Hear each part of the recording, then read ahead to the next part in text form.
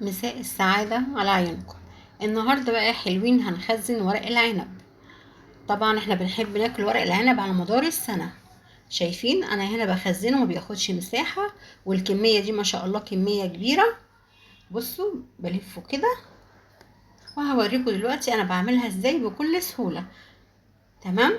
وهوريكم كمان العناقيد اللي احنا بنشيلها من ورق العنب. انا بحتفظ بيها في كيس وبحطها مع ورق العنب. كل ما باجي اعمل محشي باخد شويه احطهم في قعر الحله، بيدوا المحشي مزازه كده وبيبقى جميل وفي حته تانية. هنا برضو حبيت اوريكم ورق العنب اللي انا مخزناه من السنه اللي فاتت. شايفين الجمال والحلاوه، وتقريبا نفس مقاس الورق ده برضو. انا ما بحبش الورقه الكبيره. اهم حاجه ورق العنب يكون ورق عنب، مش ورق توت ولا ورق الناشف جدا اللي بيبقى في السوق. تبقى الورقه طريه كده ومتوسطه الحجم، لا كبيره قوي ولا صغيره قوي. وهنا بقطف العنقود كده، بشيل العنقود من الورقه. واهم حاجه ان احنا نشيل العنقود للاخر، يعني على اخر الورقه كده ونشيل العنقود. الطريقه دي سهله. انا هنا بوريكم ان الورقه نشيل العنقود على الاخر، نمسك كده من اول الورقه خالص ونشيل العنقود. شايفين ورق العنب انا بخزنه من السنه للسنه، بيبقى زي الفل وبعمله كانه فريش خالص. وطبعا اللي انا بخزنه معاكم دوت هنعمل منه، هبقى اصور واوريكم الجمال والحلاوه. يلا الحقي خزني ورق العنب قبل ما يخلص. هنا نص ورقه بقول لكم ان انا مش هرميها، بتنفع برضو بلفها صباع صغير.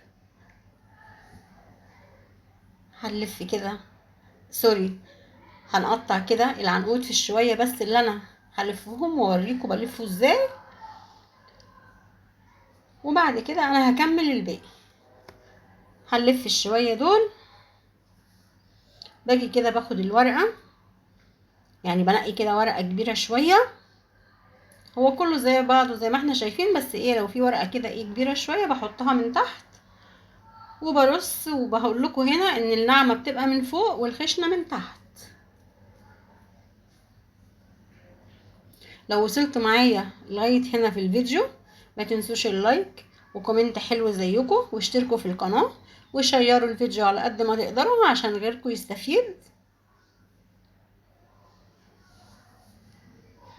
برص الورقه هنا ومجهزه معايا يعني فتله او بكره خيط. الخيط التخين شويه ده ينفع، والخيط البكره العاديه خالص تنفع. انا السنه اللي فاتت كنت مخزناه بالبكره العاديه، الخيط الرفيع ما بيتقطعش ولا اي حاجه. بصوا بلم كده الورق وببرمه زي، بصوا اكننا كده بنلف صباع محشي. شايفين؟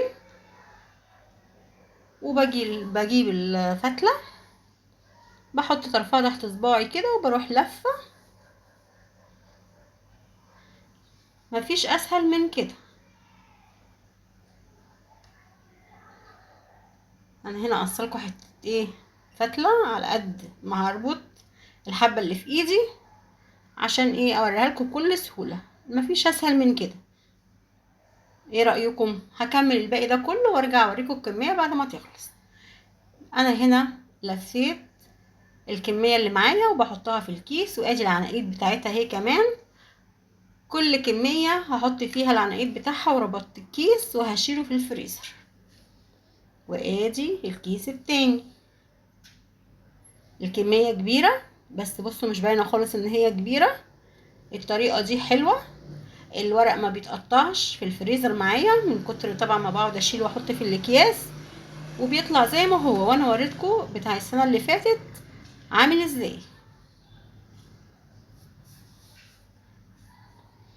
ادي ورق العنب وخزناه. واتمنى تجيبوا ورق العنب وتخزنوه وتقولوا لي ايه رايكم في الطريقه ديت.